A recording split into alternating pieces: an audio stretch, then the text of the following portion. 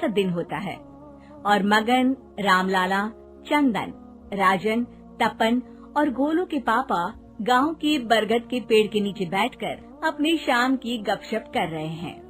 अरे रामलाला और चंदन, तुम्हारी फसल कैसी चल रही है इस साल? अरे बंधु क्या बताएं, बारिश ने तो परेशान कर रखा है। सही बात, बारिश की कमी ने दिमाग खराब कर दिया है। सरपंच गांव वालों के लिए एक खबर लेकर आता है। अच्छा मेरे गांव के भाइयों, सुनो जरा, हमारी सरकार ने किसानों के लिए शहर में एक सेमिनार का आयोजन किया है, जिसमें वो खेतों के बारे में और भी कुछ जानकारी देंगे। तो मुझे लगता है कि हमें वहां जाना चाहिए। सरपंच जी, मेरे खेतों में कीड़ों ने परेशान कर दिया है, उसके लिए कुछ जानकारी मिलेगी क्या? बिल्कुल, तुम्हारे खेतों के बारे में तुम्हें सारी जानकारी देंगे वो लोग। तुम तीनों को जाना चाहिए, बहुत फायदा होगा तुम्हें उससे। ये कहकर सरपंच वहाँ से चला जाता है और तीनों सोचते हैं कि वो शाम के वक्त मैदान पर मिलेंगे और वहीं से रवाना हो जाएंगे। तीनों दोस्त मैदान पर मिलते हैं और जैसे ही निकलना शुरू करते हैं तभी एक बांसुरी की आवाज सुनकर वो भी उसी ओर सम्मोहित स्थिति में चलना शुरू कर देते हैं। कुछ बच्चे हर बार की तरह अपना दोपहर का फुटबॉल का गेम खेल रहे हैं। पकड़ लिया, पकड़ के दिखा मुझे, इतना भी नहीं कर सकता।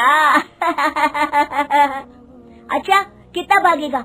आखिरकार तो मेरी पकड़ में आ ही जाएगा।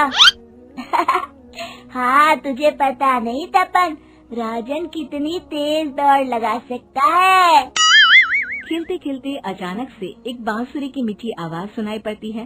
सारे बच्चे उसका पीछा करने लगते हैं। शाम हो गई है और बच्चों के घर न आने की वजह से उनकी माँ मैदान में पहुँच जाती है। राजन बेटे, अरे ओ राजन बेटे, किधर चले गए? इतनी देर हो गई, घर वापस क्यों नहीं आए बेटे? तपन बेटा, चलो घर, शाम हो गई है, कितना खेलोगे? और गोलू, ओ गोलू। तीनों की माँ एक दूसरे को देखने लगती है और उन्हें एहसास होता है कि उन तीनों के बेटे घर आए ही नहीं। अरे राजन और गोलू की मम्मी, आप इधर? राजन और गोलू घर नहीं आए क्या अभी तक? नहीं तो दोपहर में राजन मुझे बताकर गया था कि वो तपन और गोलू के साथ खेलने जा रहा है।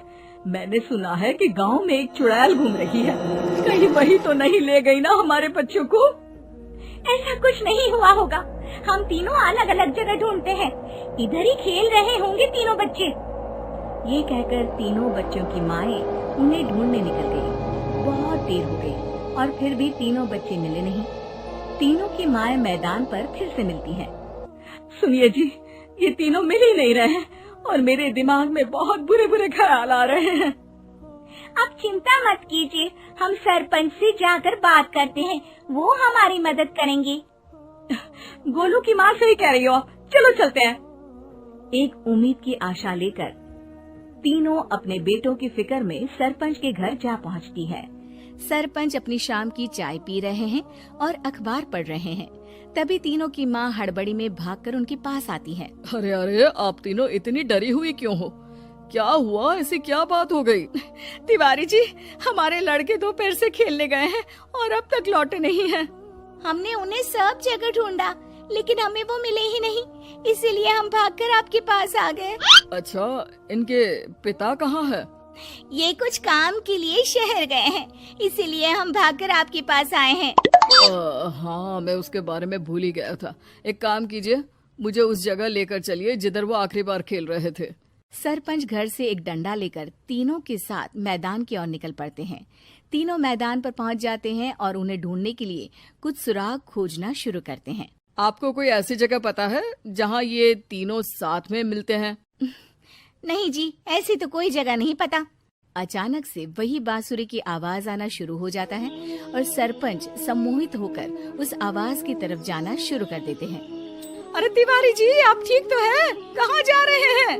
अरे ओ तिवारी जी, वो हमें सुन नहीं पा रहे हैं क्या? सरपंच बांसुरी की धुन में झुककर उसी दिशा में आगे बढ़ रहे थे। ये आवाज कैसी? ऐसा लग रहा है कि कोई बांसुरी बजा रहा हो। हाँ, सरपंच जी भी उसी दिशा में जा रहे हैं। सरपंच का पीछा कर तीनों मैदान के टूटे हुए बंगले पर पहुंच गए और सरपंच के पीछे दरवाजे के अंदर घुस गए। तीनों बंगले के अंदर झांकते हैं तो देखते हैं कि बहुत अच्छे से संभाला गया है बंगला। उतने में एक हंसी की आवाज आती है।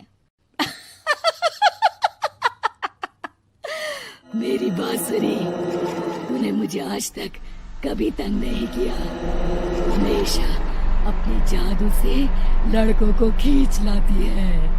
ये बोलते ही राजन की माँ को तीनों बच्चे और उनके पिता वहाँ चुड़ैल के पास लेटे हुए दिखते हैं। अरे वो देखो गोलू के पापा। अरे रे, अरे गोलू की माँ, अब चुप रहिए ना जरा। उस चुड़ैल ने देख लिया तो हम भी फंस जाएंगे। इन्हें बचाएगा कौन? लगता है ये शहर गए ही नहीं और इस चुड़ैल ने इन सबको भी यही बुला लिया है। अब हमें इन्हें छुड़ाना होगा। एक काम करते हैं। राजन की मम्मी गोलू और तपन की मम्मी को एक प्लान बताती है। बिल्कुल सही कह रही हो राजन की मम्मी। चलो आज इस चुड़ैल को मजा चखाते हैं।